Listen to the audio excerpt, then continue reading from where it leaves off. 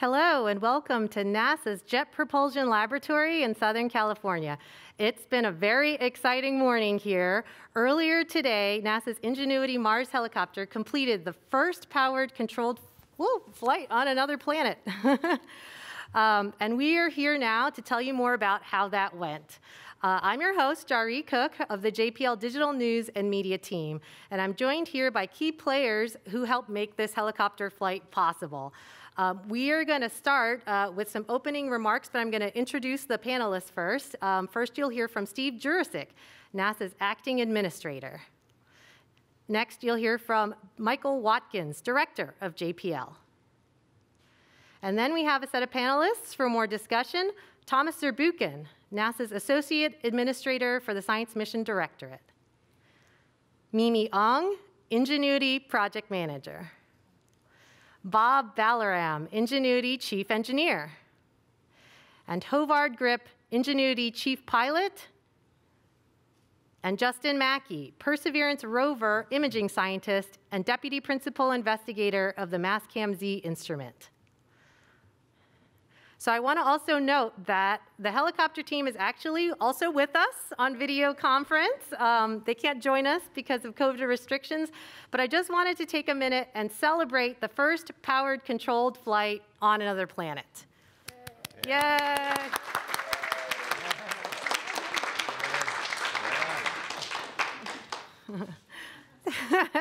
Virtual high fives all around, COVID safe. All right, now I wanted to note that we are going to take some questions. Those of you on the Media Telecon, if you want to put yourself in the queue, please press *1. Anyone with questions can also ask questions using the hashtag #MarsHelicopter. Okay, so let's get started with Steve Jurasik, who will then hand over to Michael Watkins at the lectern. Go ahead. Hey, thank you. So first, I just want to congratulate the team on an amazing, historic first. Congratulations to Mimi, Bob, and Hovard. Just amazing. Like you said, first control-powered flight on another planet. Just truly amazing. Also want to congratulate the entire Perseverance team. The helicopter was added somewhat late, to the project, which made it really challenging, not only for the helicopter team, but also for the Perseverance team. So for John and Matt and the Perseverance team who had to figure out how to integrate the helicopter on Perseverance and deliver it to the surface and deploy it, and for Jen and her team, the ops team, who supported this historic first flight. Congratulations to everybody. This was really a all hands on deck effort. It involved the Aeronautics Research Mission Directorate, the Space Technology Mission Directorate, and the Science Mission Directorate. It involved JPL, of course, but also the Ames Research Center and the Langley Research Center. It was really a unique, somewhat unique integration of our aeronautics research talent and capabilities and our space systems development capability that really was able to accomplish this amazing flight very early this morning. I feel like I've followed along with the team while I was at Langley and then at headquarters in Space Tech, and then in the associate administrator role. I make a trip to JPL about once every year, and they'd always take me over to Mimi's lab, the Mars Helicopter Lab, and Mimi would tell me what they've accomplished and all the challenges they've had and what they've had to overcome. And her just excitement and enthusiasm for making this happen was infectious. I think her leadership, along with the talent of the team, made me believe that they could do it, and they did. So again, congratulations.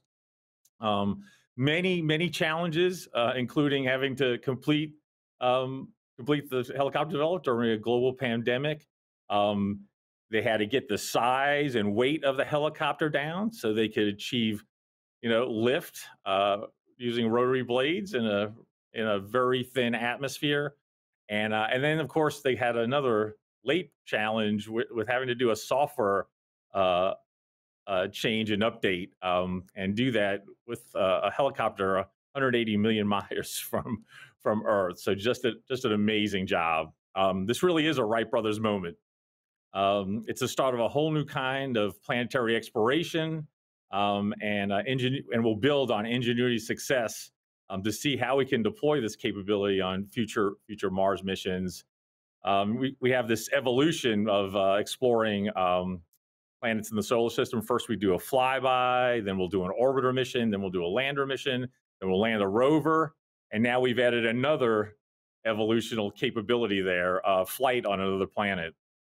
Ingenuity was a technology demonstration, an experimental mission, but its success is truly remarkable, and it gives us this new capability. I believe, along with Mike and Thomas, that we should be doing these types of technology demonstrations on all our science missions to take advantage of the ability to prove out new technologies and capabilities that will then feed forward to even more ambitious and productive missions in the future. So you all have exemplified what it means to be part of this amazing NASA team. Many organizations, and you came up with this dream and this innovative idea, and you overcame all the challenges and made it happen. This could not be more proud of the team. Again, in the global pandemic, launching Perseverance, landing Perseverance, and now deploying and flying the helicopter, just incredible, and congratulations again. You all really personify the motto of Dare Mighty Things and embody our nation's spirit of persevering even in the most challenging situation. And you are providing inspiration and advancing science and exploration for not only the United States, but for the world. So congratulations again. And with that, I'd like to hand it over to Mike Watkins. Okay, thank you, Steve. It has been a great day here at JPL, and we're very proud that we are continuing to be at the forefront of daring mighty things in planetary exploration. And I wanted to build on something that you noted, which is that Ingenuity is a technology demonstration, right? It builds for the future. And in many ways, it is a perfect example of how we need to be doing technology and how we need to develop technology. And the brilliant engineers, some of whom you'll see in the orange shirts, came up with the idea for Ingenuity, for a Mars helicopter, before we had a name Ingenuity, over 7 years ago. And there was a push from technology, but it wasn't quite clear at that time, was it really the right instrument? Was it really the right thing, a helicopter, to put on the Perseverance rover? And so we did what we felt was right, which was we stuck to it. And we kept working on the Mars helicopter. We kept overcoming technological hurdles, and we kept showing why it would be valuable as a scientific instrument in the future. And a combination of rugged support from JPL in terms of technology development, as well as NASA headquarters, and an exceptional team that overcame all the technological challenges one by one until it became obvious that the right thing to do was to put it on Perseverance and fly it to Mars as a full demonstration. And I think that's the kind of partnership, the kind of push of technology and pull of science that we are now seeing to be very productive within NASA. And actually, we're working on several other missions that have technology components, much like Ingenuity, but going to other parts of the solar system as well. Now, our brilliant team has overcome a number of challenges. And for those of you that remember back in 1997, we had a mission called Mars Pathfinder, and it had effectively a technology demo called the Sojourner rover.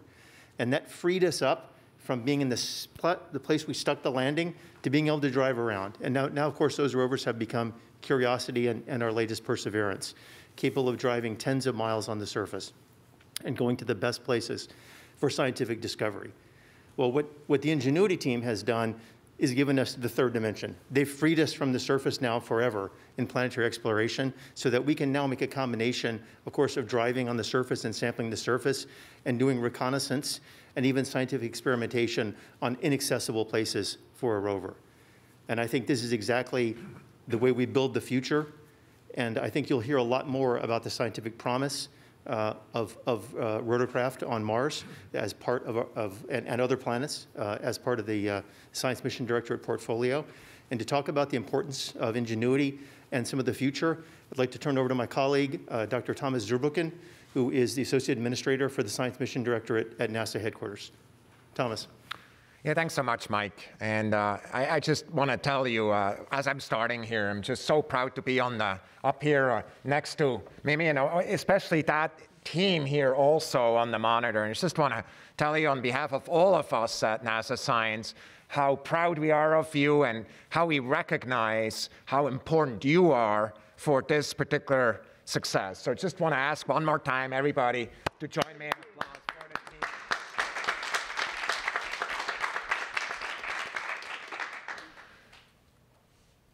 The story of this team is compelling.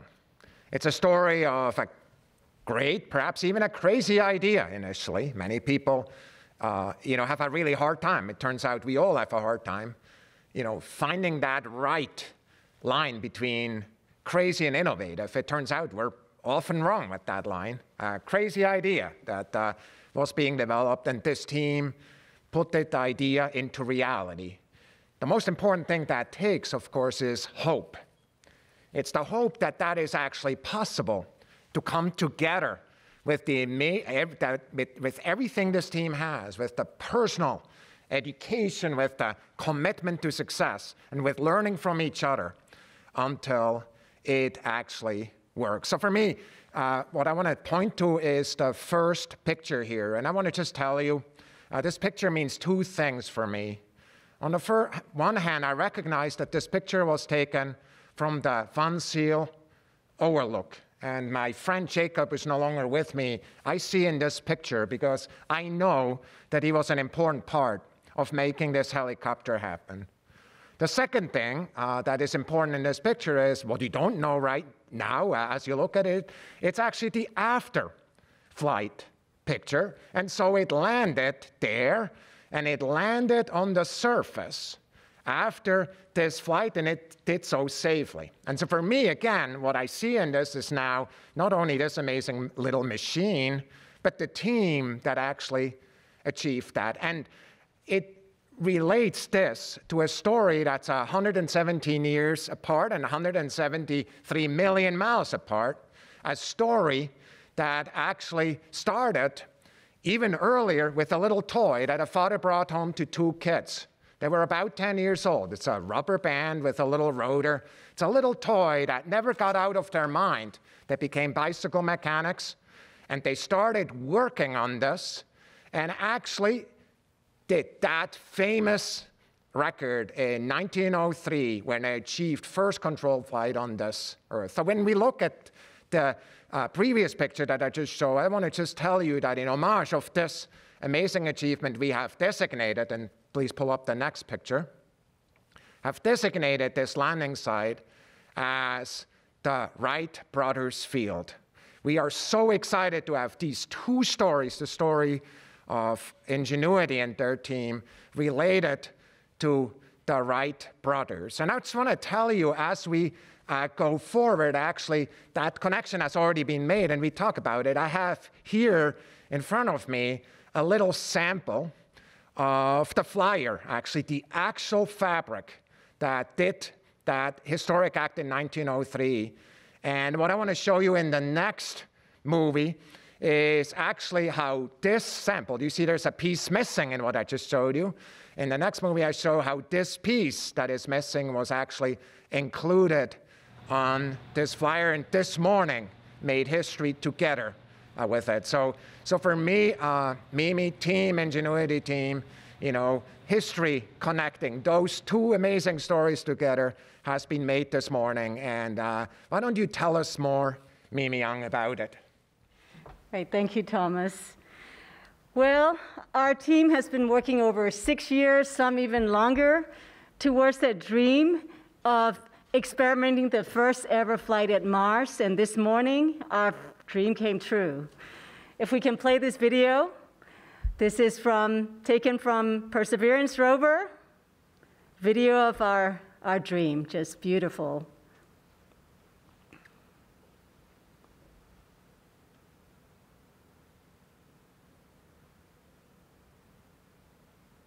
taking off. Goosebumps. It looks just the way we had tested in our test chamber, space simulator chamber here. Absolutely beautiful flight. I don't think I can ever stop watching it over and over again.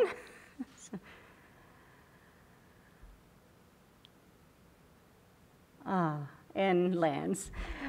Well, when things work, it looks easy. I would like to take this opportunity to remind how difficult it is to fly a rotorcraft at Mars.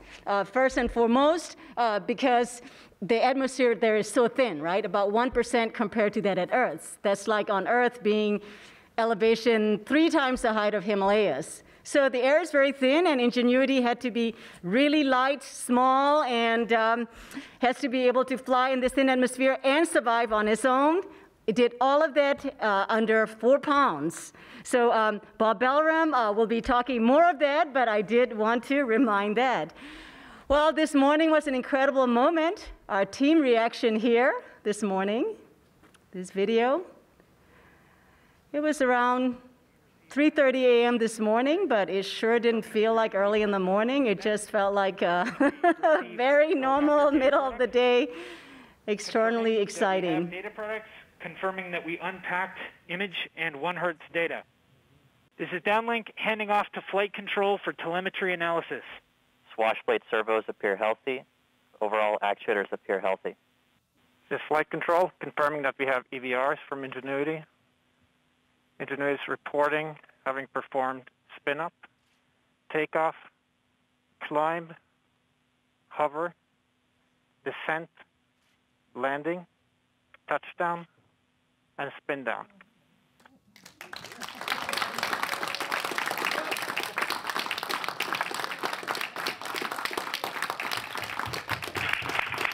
And altimeter data confirms that Ingenuity has performed its first flight, the first flight of a powered aircraft on another planet.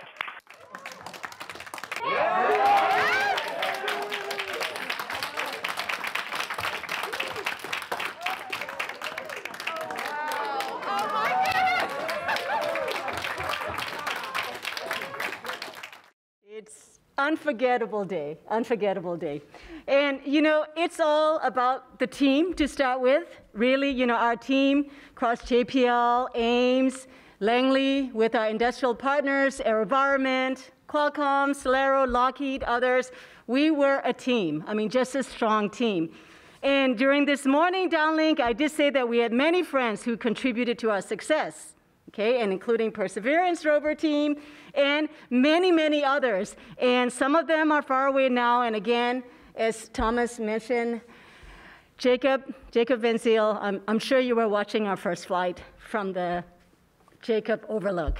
So we're thinking about you, David. I'm thinking about you, Jacob. So with that, this early morning flight, what it means for our mission success. Mars Helicopter Ingenuity Technology Demonstration Project has 3 goals in line with NASA's agency-level objectives. So the first is to show on Earth that it is possible to fly power-controlled flight at Mars. We did that before we were launched. And then the second goal was to actually fly at Mars. We have done it. This is the first time I've been able to say we've done it.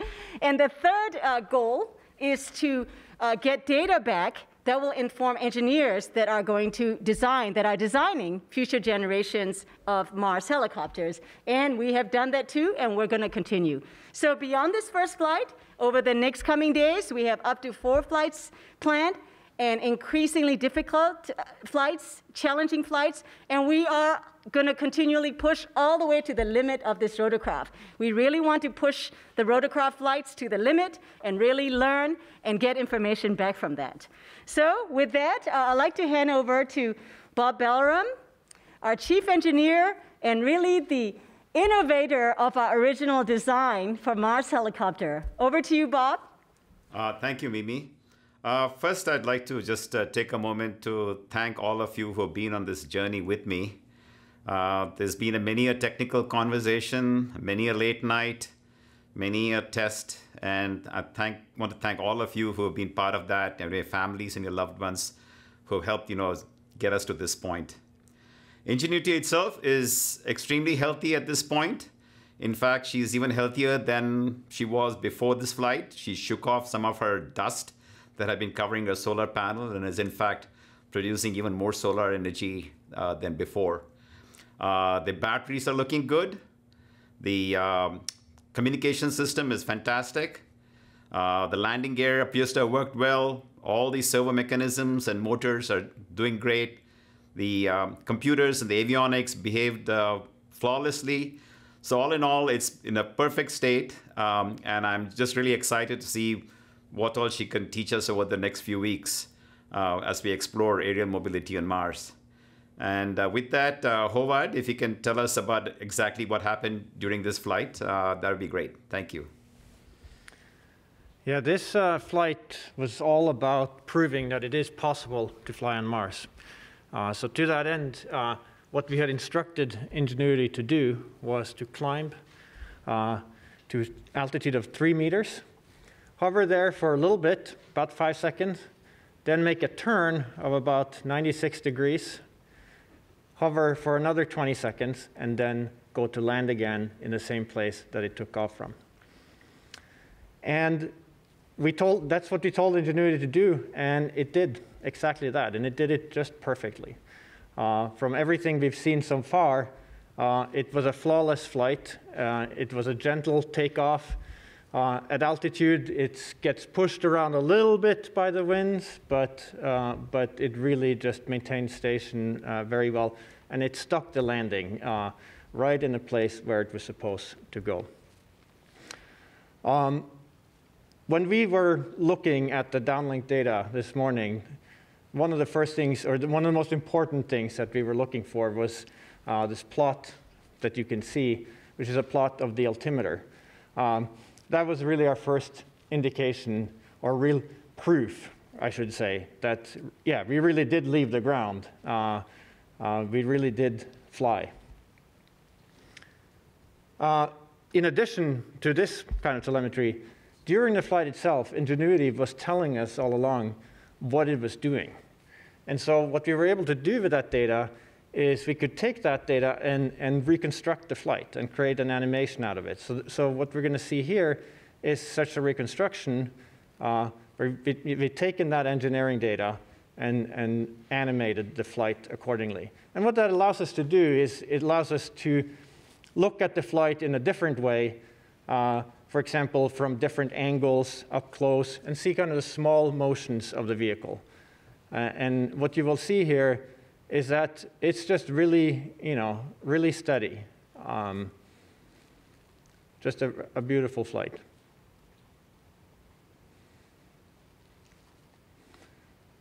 This is the initial hover, and then a turn.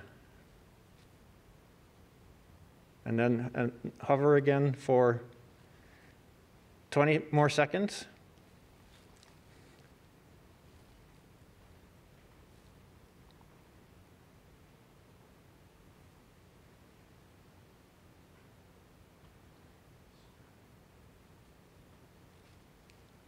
And then the landing. And just the tiniest little bounce that you can see there on the landing. And that is also completely expected. I think we have a video as well from the rover that we looked at before that we're going to see again. And this again, shows us the same thing, this time with real images from the vantage point of the rover. And it shows you, when you get up to altitude here, a little bit more clearly how it gets buffeted a little bit by the wind and how it very gently makes its way back and lands safely where it needs to be.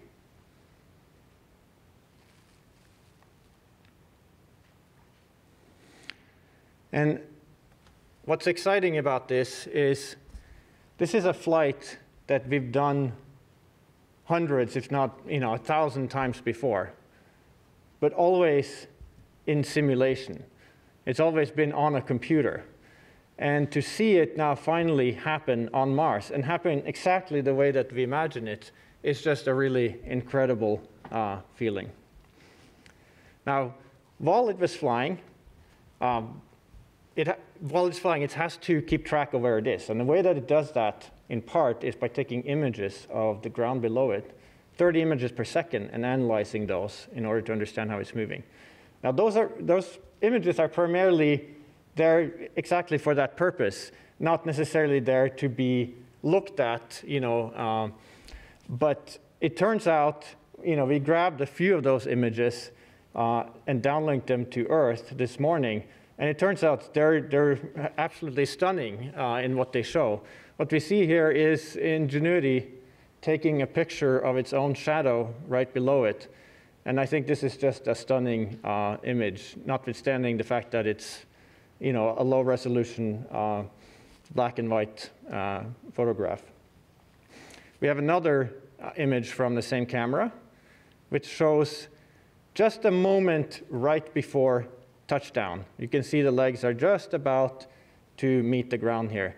And this is a very interesting image to me, in part because of what it doesn't show, which is it doesn't show a lot of obscuration from dust, which is one of the things that we weren't so sure about prior to doing this experiment. So already we're learning things here. And in particular here, dust did not seem to be an issue in terms of obscuring the navigation camera close to the ground. In the next few days, we expect to perform further flights, and we also expect to get color images down from the helicopter. Now, one more thing that I want to mention here is that the International Civil Aviation Organization has assigned us a 3-letter designator for Ingenuity, IGY, India Golf Yankee, with the call sign Ingenuity. And those details will be officially included in the next edition of ICAO's designators for aircraft operating agencies, aeronautical authorities, and services. And the location of the flight was assigned an ICAO location designator, JZRO, for Jezero Crater, where the NASA Mars operation took place. And of course, these designators come in handy when we go to write our logbook. This is something that should be very familiar to any pilot out there. We always want to log our flights so we don't forget that we did them. And so for that purpose, we have, I have this logbook with me. It says the nominal pilot's logbook for planets and moons, because we're always thinking ahead here at NASA. So with that, I'd like to talk to Justin, who will talk more about the imaging. Okay, thank you, Havard. I'm Justin Mackey. I'm the Perseverance rover imaging scientist and also the deputy PI of Mastcam-Z. And I'm here just really happy to be here to share with you the results of our imaging over the last few hours on Mars. There's sort of two cameras that we're talking about. The video camera is the Mastcam-Z camera, which is a science camera that PI is Jim Bell at Arizona State University and his team over there. And it was built by Malin Space Science Systems down in San Diego. Mike Kaplinger, Mike Revine with the hardware group built an excellent piece of hardware for us. And also Jensen running the ops team down there. And Kim Saxon here at JPL as our instrument engineer. And a whole team of people made this happen. So I just want to just thank all of them for getting us to this point. And then the other camera, I'll show some pictures from the ECAM system, the navigation cameras on the rover with our ops team. Those cameras were built here at JPL and our ops teams, Nick Ruoff and Amy Culver. So just credit to the entire rover team. I'm wearing my rover blue here. I'm actually on the heli team also, but I had to pick a color. So I'm representing the rover team here. The uplink and downlink engineering teams, just keeping the rover running. The orbiters, our partners, getting us all this data. It's just really amazing. And we thank all of them, both here in NASA and ESA, TGO, and also the Deep Space Network. So I just wanted to thank all of these people for making this really happen. They enable all of this work.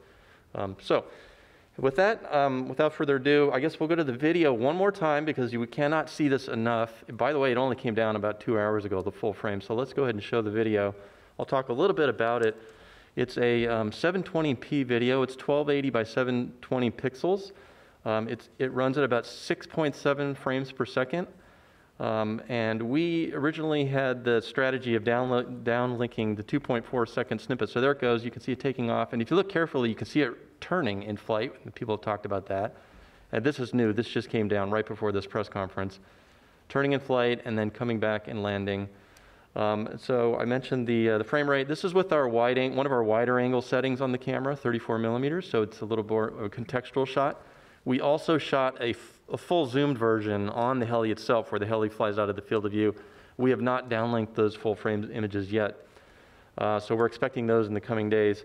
We did verify from the imagery that the heli did take off about 3 meters above the surface, so that's an independent verification. The heli blades are a little blurred due to it's about a 10 millisecond exposure, which is about a 1/2 rotation of the blade at 2,600 RPM, roughly. It's like 0.4. And let's see, and so far we've received about 14, or a little over 1,000 frames. I counted 1,400 last check, out of about 2,000. So once again, the orbiter performance has really made this possible to even show you this so quickly to get video from the surface of Mars. So it's really an amazing feat by everybody.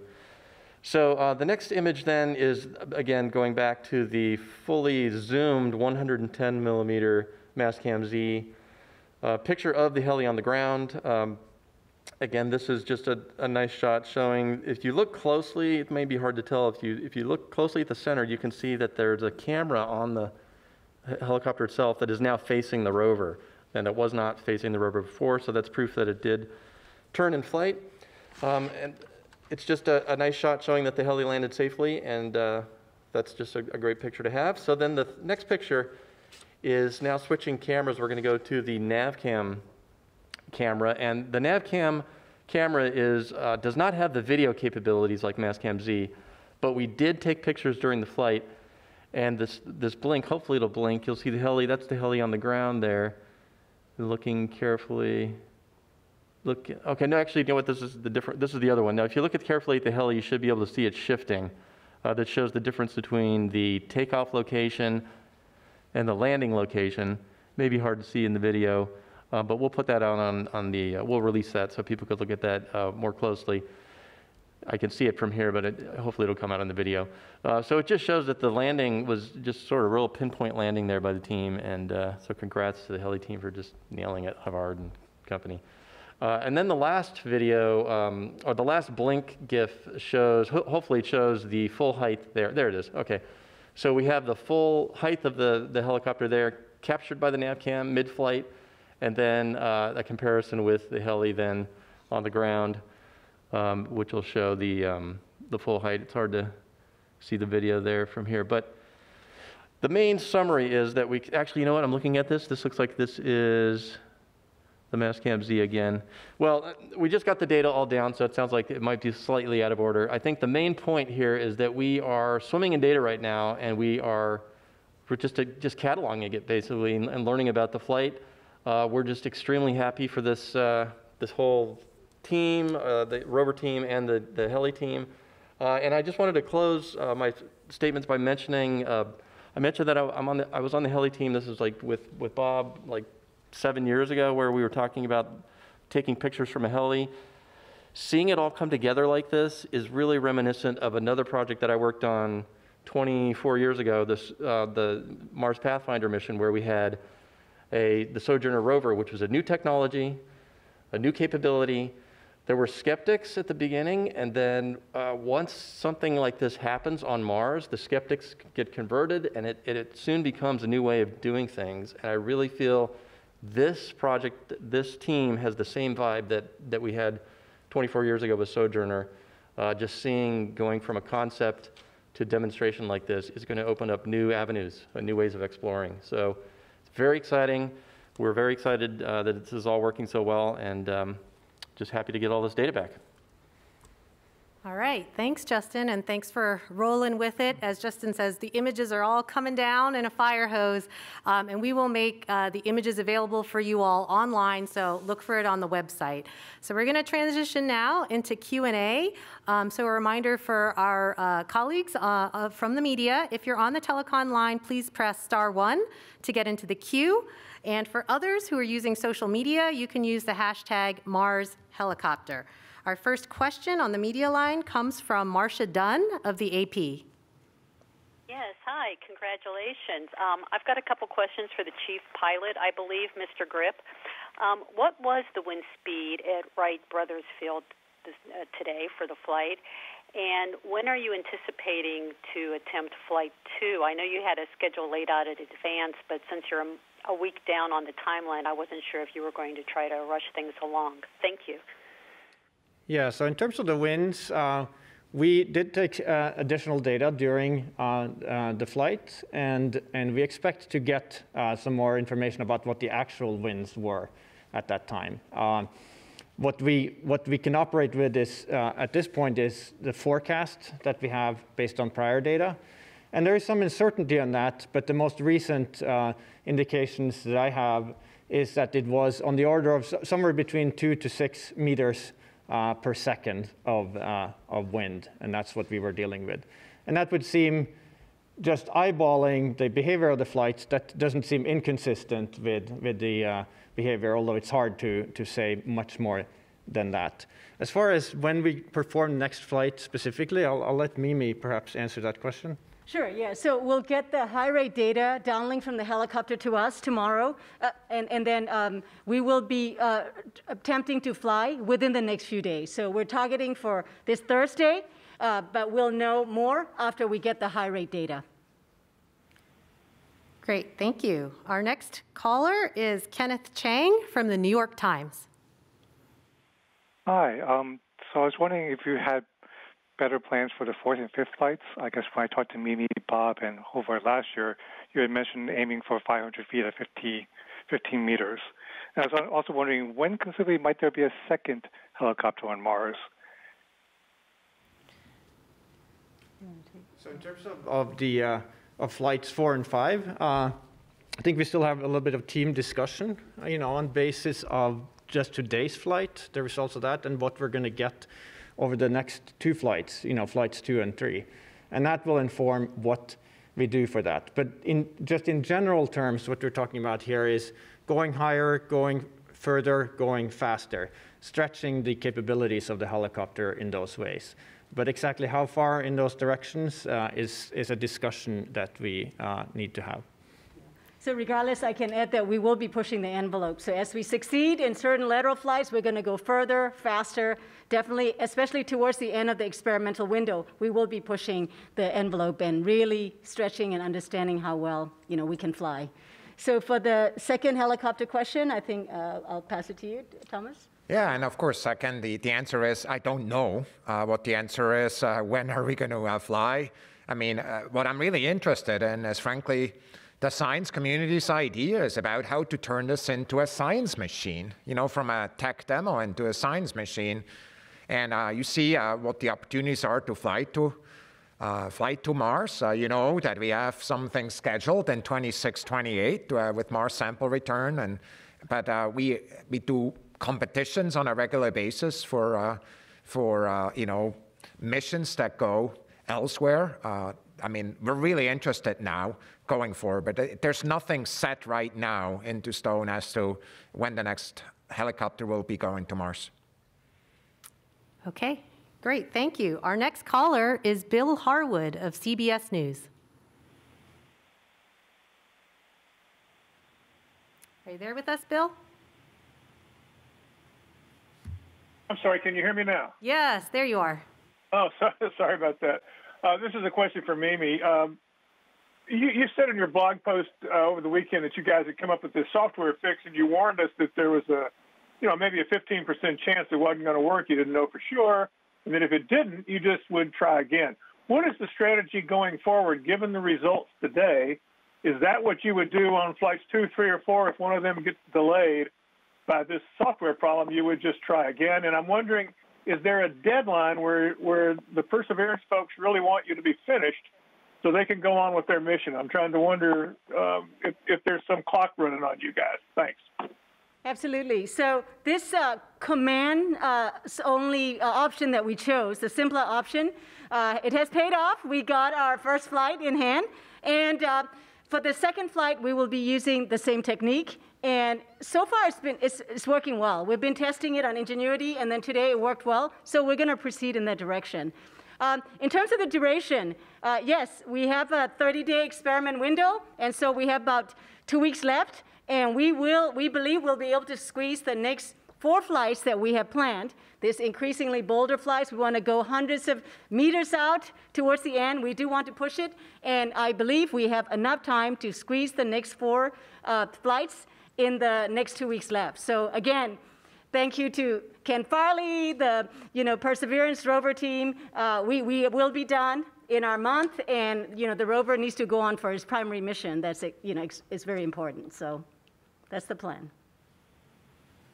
Okay, great. Yes, we have a month of Ingenuity and still some time left. All right, our next call comes from Steve Gorman of Reuters. Go ahead. Hi, hope you can hear me. Thanks very much. I just wanted to know, I'm not sure who to direct this question to exactly, but are there practical implications of this success of Ingenuity, not only for expanded, enhanced Mars exploration, but for similar modes of aerial exploration on other worlds, such as Venus or Titan? Sure. Bob Bellroom, our chief engineer. Bob, do you want to take that? Yes. The general technique of aerial flight is applicable to places like Titan and Venus. The specific vehicle, I think, will be quite different. Titan's a much easier place to fly, easier even than Earth in some regards. And Venus has, depending on where you want to fly, has certain temperature issues. So the specific designs and will be quite different. But yes, this does open up that doorway. And I think the bigger lesson here, I think, is also how do we operate these vehicles? How do we test these vehicles? So there is that kind of knowledge that we have learned from this process of flying Ingenuity that will definitely transfer over and be useful for the folks who will be considering missions to those places. Thank you very much. Okay. Congratulations. Okay, all right. Thanks, Steve. Next up, we have Mike Wall of space.com. Thank you all for doing this. Just a quick question for probably Justin. Could you just kind of talk a little bit about how difficult it was to get those shots? It seems like everything is perfectly centered and everything worked extremely well. And I know you guys practiced, but was that tough? And a quick second one, do you guys plan to actually try to capture audio on the next flight, like whenever it happens? Thank you. Yeah, so that's a great question. I can tell you from firsthand experience that was harder than it looks. In fact, I think I speak for our entire imaging team that we're kind of relieved that we caught it in flight. We had practiced this 3-4 times before, and this was the first time that we were able to nail it. I think it's an interesting problem. You have 2 different spacecraft with 2 different time. They both have this roughly the same time, but they operate differently. And so characterizing how the heli operates when we tell it to go compared to how the rover does its thing is actually tricky. And I mentioned before, we had to do this with the Sojourner rover too, 2 different robots with their own system. We had to do the same thing here. And I think it's a credit to the team that we kept trying and over. And we were having debates, should we do one long video at one spot or do scatter shot? And so we ended up doing a mixture of both. And the fact that it worked out so well is just amazing to all of us. And we're very happy to be able to show these videos today. So that's the long answer. But it was tricky. I'll just say that. And like I said, we're all breathing a sigh of relief. The second question was, what was the second question? What's that? Oh, the microphone, yes. We do have a microphone, and there is a plan to record the sound. We didn't want to put that into the first observation or the first try because it was complicated enough just trying to get the video to work. And so we're going to be putting that in an upcoming plan. I'm not sure if it'll be the second flight, but it's certainly one of our later flights, we have two microphones. We have the EDL cam microphone and then the super cam microphone. And I can tell you the microphone owners are very eager to try, and so we're waiting in the wings to get them to get a chance to record it. And that goes along the lines of, starting out conservative and getting bolder. And one concern we have is if we turn on the microphone, just in case there's a chance of, EMI interference between the microphone and the helicopter flight. So we really want our birds, a few birds in our hands, and then we'll play with the microphone at that point. Okay, great. Okay, next caller is Paul Brinkman of UPI. Hi, yes, thanks for taking my question. Mimi, I guess I would like to know, you kind of hinted at this several times. Do you actually want to or expect to see Ingenuity crash at some point because you've pushed it to its limits? Is that kind of like the ultimate test to see how far it can go, or what do you ultimately think its fate will be? I've heard some people just in idle conversation wondering if it could tag along with Perseverance to stay in communication range. So what will its ultimate fate be? Well, my current view, I believe, we're together on the team. We do want to push it to the limit. And ultimately, Thomas, Mike, just getting your permission.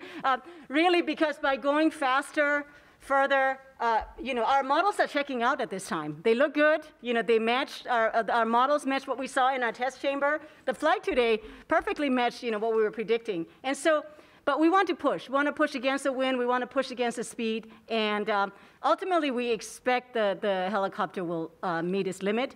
But that information is extremely important. This is a pathfinder. This is about, finding, is there any unknown unknowns that we can't model? And we really want to know what the limits are. So we will be pushing the limit very deliberately.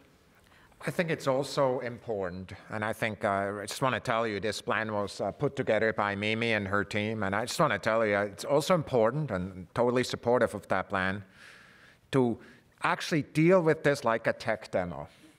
We really want to be sure that when everything is said and done, we know the full scope of what's possible with that type of flying machine. And so for us, that's really critical. And for me, kind of really putting kind of a scope, a constraint around it, like the month of Ingenuity is very much in the spirit of a tech demo. That's exactly what you would want to do, right? Kind of to make sure that in fact we're putting the pedal down and are going for it. And I just applaud the entire team and of course, the entire Perseverance team to basically who are part of this experiment. So I just can't wait to see what the next flights are like, Mimi, and as we go forward, how this story will go on.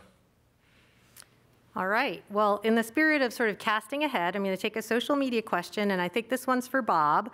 Space Tourism on Instagram asks, do you think you will be able to scale up the concept and fly heavy payloads, and by when?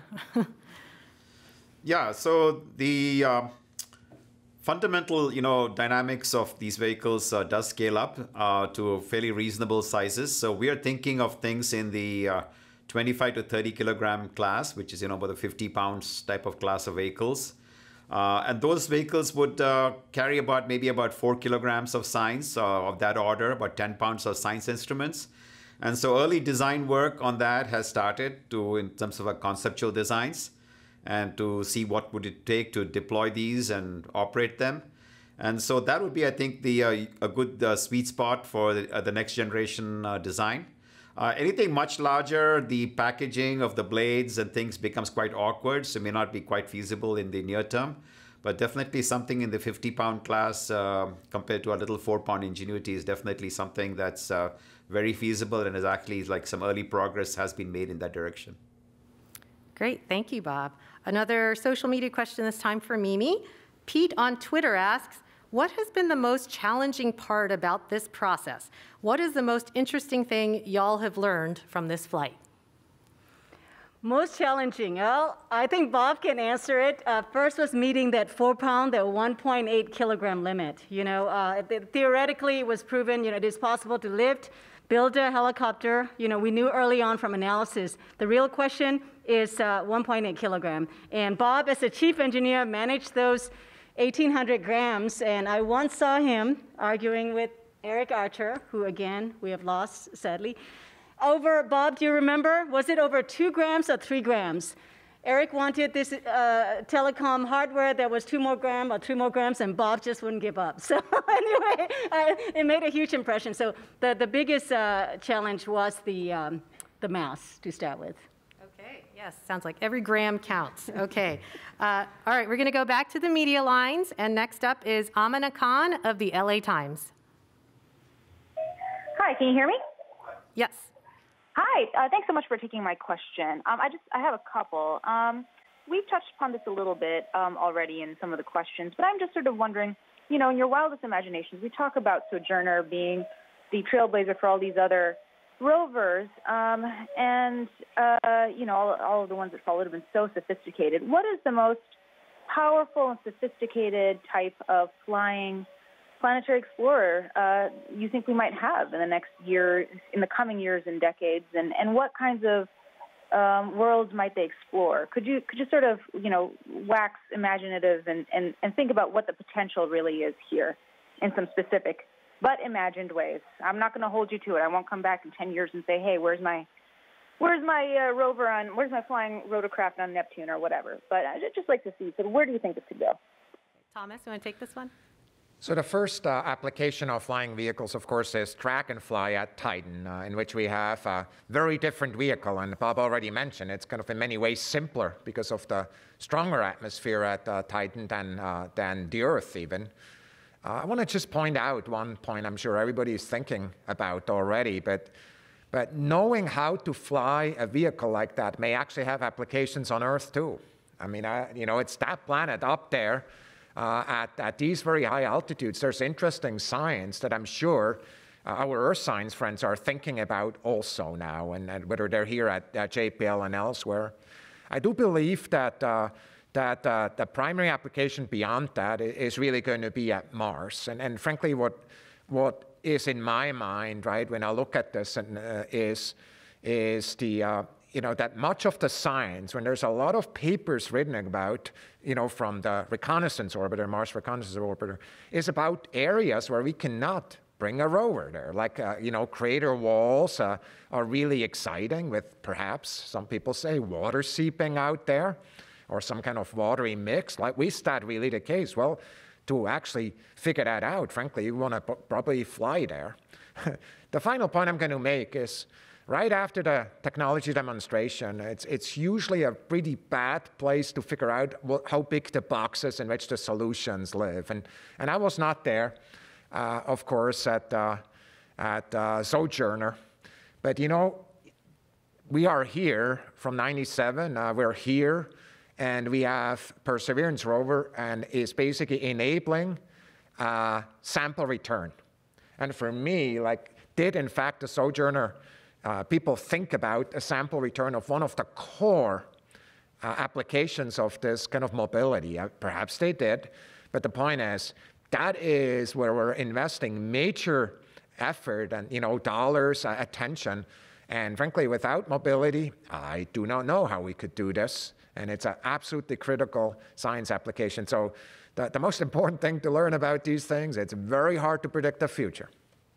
All right. Justin also wanted to add something. Yeah, I just wanted to say, you know, 24 years from now, it'll be 2045, if I did my math right. We've been up since 2 in the morning. So so I think that the people to answer that question are maybe people watching this press conference right now. The kids in school, the kids studying, working hard, learning about science and technology. I think the answer to that question is up to you. So those of you that are getting inspired by this, go into fields of science and technology and decide for yourself what does the future look like. I think that's what the group here did, and we just try to be an example to those watching to give you that opportunity to answer that question. Thank you. And just a clarification on Ingenuity and testing it to the limits. Are we looking to fly it as far as possible or as hard as possible, if that makes sense? It is a question that I don't think we're fully decided on yet, where exactly we want to push it. As I mentioned before, You can talk about flying higher, you can fly farther, you can fly faster. Those are three particular areas where we'll be looking to in terms of possibly stretching the capabilities, assuming that things go well over the next 3 flights. That's where we'll be looking, but exactly how we prioritize between those different things, I think is still a discussion that we need to have as a team. Thanks so much. Thank you, Håvard. I think the gist was that it's hard to look into the future, but thank you for the glimpses into the future. Our next caller is Eric Mack of CNET. Yeah, hi, thank you for taking my call. This is looking a little bit far down the road, but I know that NASA has an entire technology transfer office and often likes to spin off its technology. So I wonder if there's been any discussion within the agency of possible applications for this technology here on Earth. So I did not check with the Technology Transfer Office, of which we're really proud.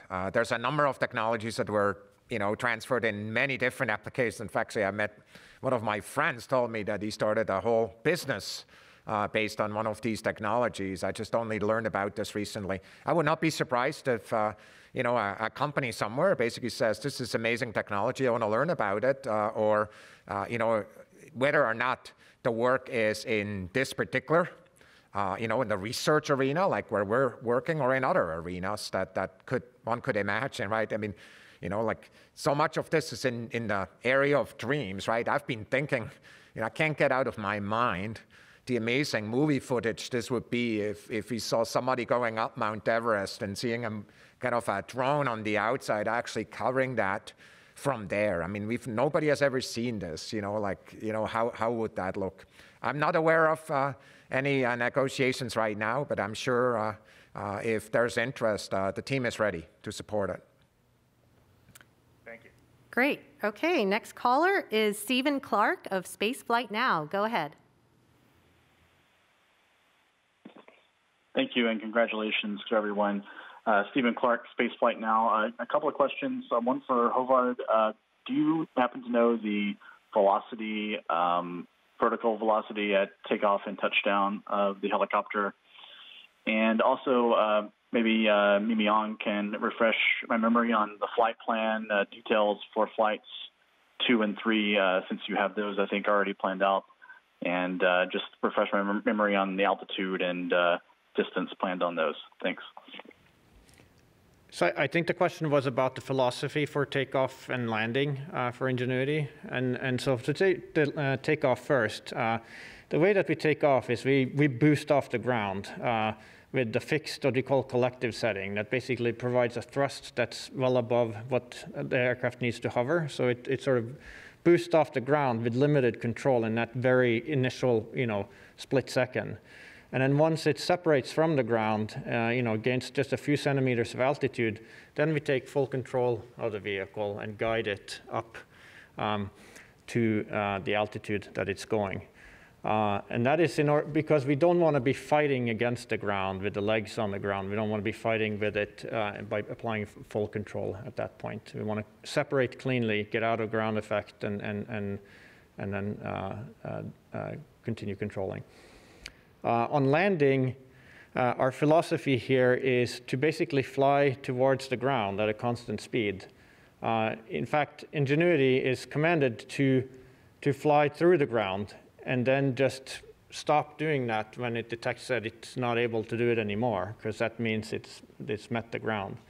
So it uses the onboard inertial measurement units in order to detect that it's stopped making progress downwards, and then it instantly lowers the collective to stop producing thrust and settles on the ground. And then on the flights 2 and 3, the second flight is to take off like today, except higher to 3 meters height instead to 5 meters height instead of the 3 meters height that we went up to. So we'll go up to 5 meters height and then fly laterally for about 2 meters, come back the 2 meters and land from where the exact spot that the vehicle took off on. And then following that, flight 3 would be again to go up to 5 meters and then fly laterally 50 meters out and then come back 50 meters and come back. Any other description you want to add to those flights, Howard?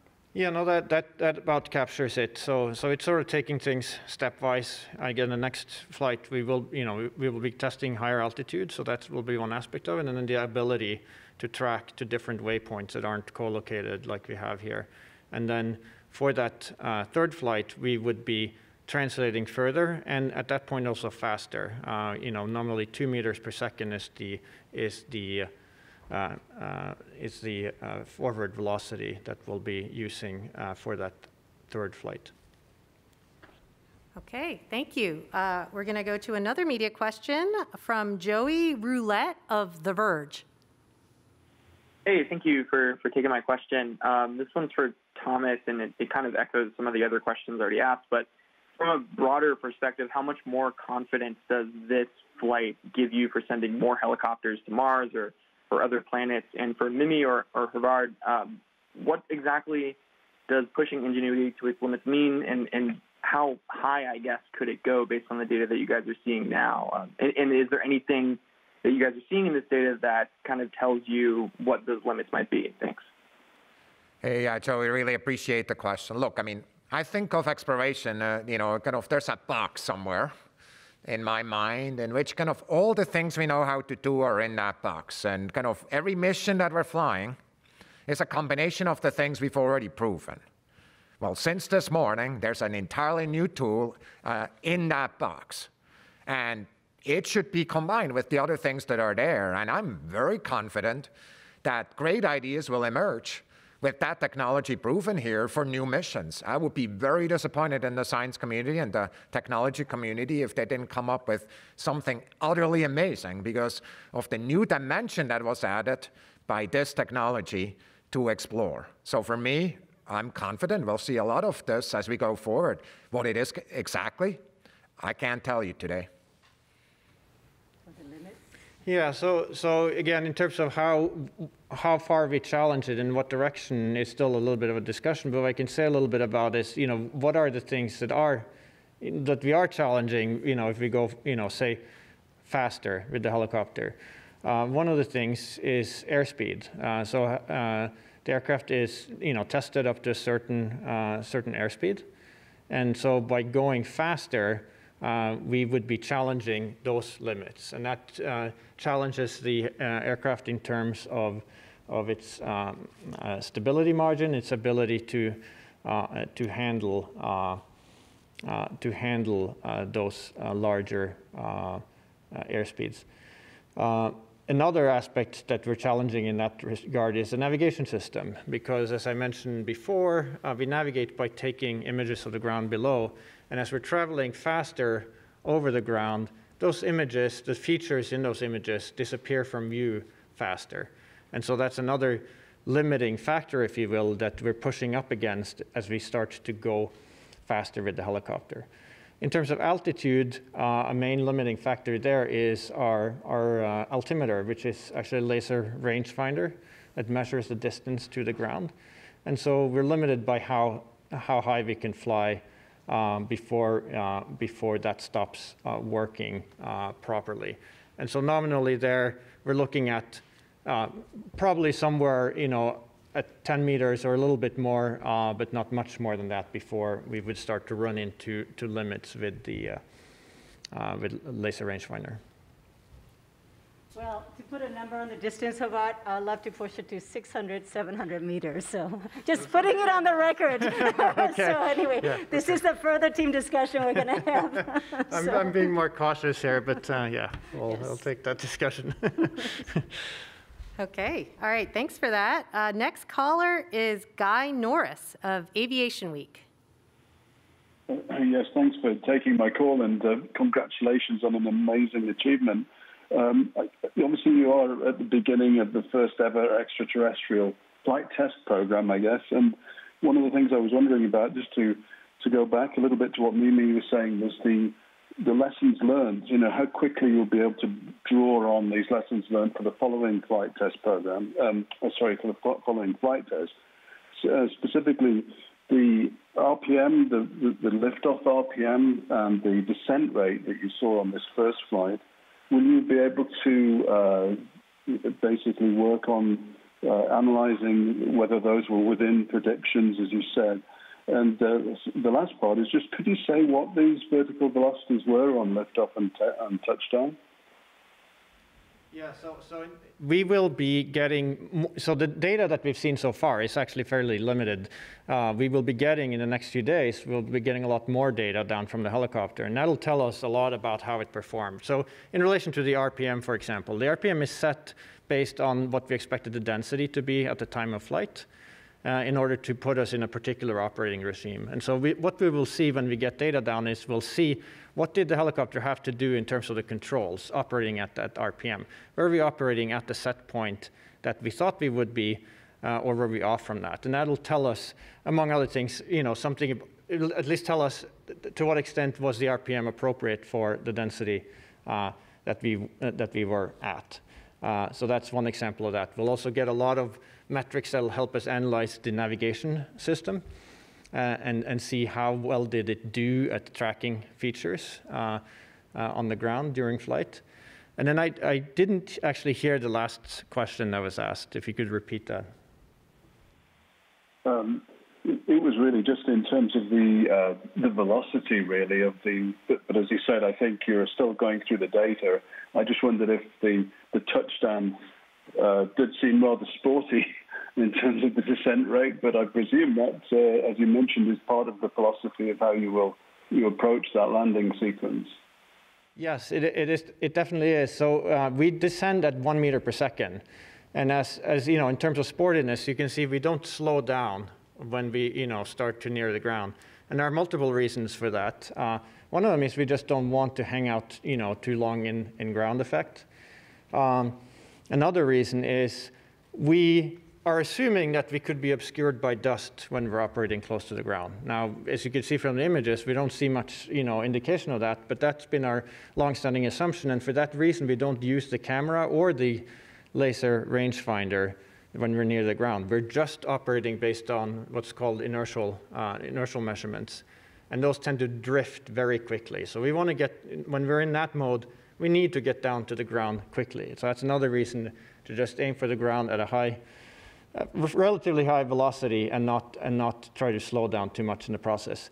And the third reason is because we're sensing that we're meeting the ground, we want to do that confidently. If we just barely touch it, it's hard to detect that that's what you did. And so we touch down confidently. We can very easily detect that we did so, and then we can stop flying. Got it. Okay, all right. We're going to take a social media question here. This is for Mimi. Donnie on YouTube asks, what advice would you give for girls and young ladies in school around the world who are interested in pursuing a career in space-related technology? My advice, if you're attracted to it, go for it. Don't let anybody talk you out of it, including yourself. So I like to say, find an intersection of what you like to do, what you're good at, and the cause that you want to make and improve on. Find that intersection of those three. When you find it, like it sounds like you are attracted to STEM, go for it. And it takes tons of hard work, but it won't feel like hard work because you're going to enjoy it so much. Your passion's going to come out of it, and you will be able to make whatever you want to make happen. So yes, my biggest advice, don't let yourself talk you out of it, and definitely don't let other people talk you out of it. Thank you, Mimi. Okay, we're back to the media lines. Rick Lovett of Cosmos Magazine. Go ahead. Yes, thank you very much. My question has already been answered. Okay, all right. Then we will take the next media caller, Leo Enright of Irish Television. Thanks very much, Jairi, and congratulations to everybody. I have a semantic question for Bob Ballaram. Some people may not realize that we journalists are people who look over our shoulders and check what we write. In Europe and Asia, we call these people sub-editors. And my sub-editors want to know, why do I keep calling this a helicopter, and why do I not call it a drone? Can you help me answer that? And Jairi, if I could ask a second question to Justin Mackey to know where is Perseverance going to be during this extended flight test program? Is it going to stay in place, or will it move around between flights? Thanks. Yeah, so purely as as a terminology, whether you call it a rotorcraft or a helicopter or a drone, you could use those interchangeably. I think one of the connotations of drone here is that it's has a little bit of an off-the-shelf. You go buy it at your favorite store, and you can fly it out of the box. Ingenuity is quite different. It had to be designed from the ground up for a very alien, very harsh environment. We don't have drones that survive minus 130 degrees Fahrenheit at night. We don't have drones that fly in 1% of the atmosphere of Earth. So if you're careful about using the word drone, and you remember that this is a very, very, very special drone, you could say drone, but just want to make sure that people don't lose track of the fact that it's a very special aircraft that's quite unique. But if you want to call it a drone, helicopter, rotorcraft, depending upon your community and your audience, feel free. Okay, and then Justin, you want to? Yes, so the rover is actually going to stay at its current location during the next few test flights. This location was actually, there was a fair amount of discussion about where to park for the duration of the month of Ingenuity, and the science team spent time debating that and picked this location. There are a lot of interesting nearby rocks that the team has actually been, over the weekend, doing a lot of interesting discussion about trying to understand where the local geology, and they're keeping very busy actually. I will also mention too that this is giving the team a chance to just look at all the data. We've been using Mastcam-Z and the SuperCam RMI remote microscopic imager to take really detailed pictures of the delta remnants, and there's been a lot of discussion about which way should we head into the delta, should we go one way or the other way, and so this is giving the team a chance to get caught up on all of that too. So we're going to be parked right where we are. We like this location, and I don't know if any of us mentioned, the heli is about 70 meters away from where we are right now, 69 to 70 meters. So we like that vantage point. As you can see, we get a good view of the heli, so we're happy with the current location. Okay, we're going to take another media question. This one is Rose Ann Aragon from KPRC TV. Thank you so much for taking my question, and congratulations. This is sort of whoever would like to answer this. I understand that you have done hundreds of simulations of this. I'm interested to know, is there something that you have learned that's significant that was not in line with what you had predicted with the simulations, other than the dust and the cameras, of course? It looks like, like it did in simulation. It's, again, we're going to get more data, and so we're going to mine through that, and we're going to learn things from that, and there may be things there that are unexpected. But just looking at what we've seen so far, it certainly, flies very much like what we predicted in our simulations, which is really great. And as far as the dust, yes, our fears about having obscurations from dust near the ground do not seem to be borne out. We always knew that there was uncertainty with that, and we always took a cautious approach to it in terms of how we designed it. And I'm happy that we did. And but it doesn't seem like the worst concerns in that area came true. And just to add to that, this morning, Jaco Karras, who was looking at the telemetry from the motor and the servo controls, he said, telemetry just looks exactly like what we see in the chamber. So anyway, it is looking really good, and but we'll be scouring through the data. This is what Tech Demo is about. So we will be looking at the high definition, high rate data over the next few days. Justin, do you want to add something?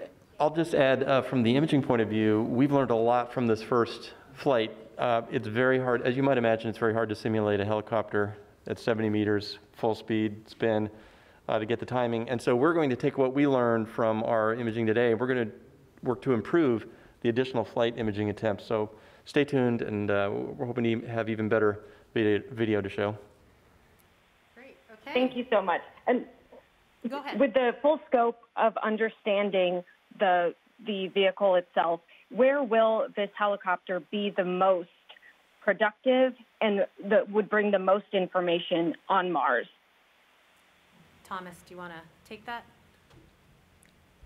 There are many areas on Mars that, frankly, we would like to have more information about. And that information is not accessible in any fashion by rover. And so for me, if I was to make a prediction, and again, you know, Yogi Berra said it's hard to make predictions, especially about the future, and that also applies here. But if I was to make a prediction, I would say the first type of applications are in one or another location like this, especially crater walls or specific craters where we just can't get in, you know, and we would like to see what's there and how the walls are composed. But somebody else may have a different idea here on the panel, or I'm sure in the science community with 10 scientists will have 20 ideas. Okay, thank you. All right, we're going to take another social media question. Maybe Mimi can start with this, but it probably applies to everyone, especially the people on our video conference. Stephanie Lee on Twitter says, how is the Mars helicopter team going to celebrate this amazing accomplishment? Well, okay, I'll answer. First of all, this is the first day in our 6-7 years of effort that we feel licensed to celebrate just the way we are. Hovarth's one of them, Josh Revich another one, Teddy Zenitov is another one. There are a few who have never let me celebrate fully that have always said, not yet, not yet. And so we've had a long journey. You know, we came from a little prototype to a risk reduction vehicle, to engineering development model, to ingenuity, and then how to get onto the rover, getting launched, and then surviving the launch and surviving the drop, and, you know, and here we are. Every step has been huge, and we have never allowed ourselves to celebrate fully. So yes, we will be celebrating 100% fully. We're authorized for the first time. But I'm sorry to disappoint you. We don't know what our party plan is. At least a WebEx happy hour. Now, Bob, do you want to chime in? Bob is usually, can you tell? He's our chief engineer and innovator. So he always thinks out of the box. I don't know, Bob. What should we say? Oh, I don't know, Mimi. I think we could look to you for leadership even here. Then we're in trouble. So anyway, that's a great question. Yeah. Well, I know we're under COVID conditions, but hopefully you could see everybody smiling under their masks. All right, we're going to go back to the media lines. We have Kin Song Lee from Hong Kong Cable News. Go ahead.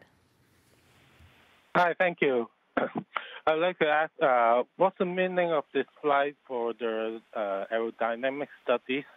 And I hope you could explain a bit more on whether we could fly other kinds of aircraft on other planets. Thank you. Hovarth? Yeah, so it's very significant in terms of validating, you know, the aerodynamic modeling that we've done in this project. So, you know, I say, you know, it looks like what we've simulated. And that's great because it validates, you know, the work that we've done. It means, you know, we got it right. And that is a huge, huge thing in this case. And we'll of course learn more as we get additional data and do additional flights for that. And as far as doing flights elsewhere, I think maybe Thomas could comment on that. So I think there are a number of flights we would like to do on Mars, right? And we need to figure out what the right places are to go and the right applications for that. And my hope is that science communities around the world are starting to focus on this. Going to Titan is something we're already working on right now with a vehicle called Dragonfly that is under development. And even though that's a very different atmosphere aerodynamically, a lot of the lessons learned here is how to test these vehicles and how to get them ready and actually put them in place. I think a lot of these lessons learned here are actually utterly applicable. There's other bodies, of course, in the solar system with atmospheres, and I would not be surprised if great ideas can come about to go to these as well. But those are the two obvious places to think about right now. Okay. All right. We have another caller on the media lines, Ken Kramer of Space Up Close. Go ahead. Thank you very much, and congratulations to the whole team. I have a question. For the fifth flight, if you get that far, is there any possibility that you might fly the helicopter towards the path that you're going to drive the rover and then drive past? If you do that, would you then drive up to the helicopter and take some pictures of it and inspect it and see what it looks like? And for Thomas, do you have any room on the 2026 lander for a helicopter? Thanks. Well, for the fifth flight, after as much as I can push Hobart to go as far as possible, I care about going really far and really fast. That number, which I'm really hoping is 600 meters kind of distance, and as fast as we can go is what we care about. I have to say I did share with Ken Farley and Mars 2020. We don't care which direction. We really want to push the helicopter flight in the distance. So I would like to turn the question over to Ken Farley and Mars 2020 folks, if there is a preferred direction. So that is a conversation to come. So from our perspective, we want to push the distance and the speed. So stay tuned. So you asked me, hey, Ken, you asked me about 26, or the Mars sample return campaign. I just want to tell you, the Mars sample return campaign, the most important thing we need to do is keep it streamlined as possible. There's a lot of things we could be adding to this, and science instruments, this and other things, and frankly, the campaign that we have in front of us is very much focused on exactly one key objective, and that is to bring the samples back to Earth. And everything that we're doing is supporting that objective. So technology demonstrations, are a really critical part. I think Mike Watkins said it well at the beginning. We want to see wherever we can do it. I just want to also mention that for many missions, focus is a very critical part as well. And so often, what we need to do as explorers is have two opposing thoughts in our minds at the same time. So that's what's going to happen here also. Okay. All right. So thank you. We're going to take another media question. Manuel Mazzanti from Debate. Hello, everybody. Congratulations, NASA, JPL, the entire team, even the guys remotely. This is an historic day. Mimi, your enthusiasm is contagious, definitely. A question for you, or maybe for Harvard. The 96-degree rotation of the helicopter was done to see how the helicopter responds to certain commands, or was it done to point the camera towards the rover? And I wonder if we are going to be able to see the rover from the Ingenuity perspective.